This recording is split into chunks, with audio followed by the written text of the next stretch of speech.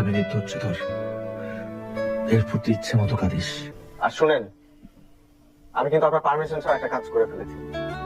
আমি প্লিজ, আপনাকে এইভাবে দেখতে ভালো লাগছে না। আমার আমাকে অন্য জায়গায় বিয়ে দিয়ে দিবে। আপনি কি চান যে আমার হাজবেন্ডকে অন্য মেয়ের সাথে বিয়ে?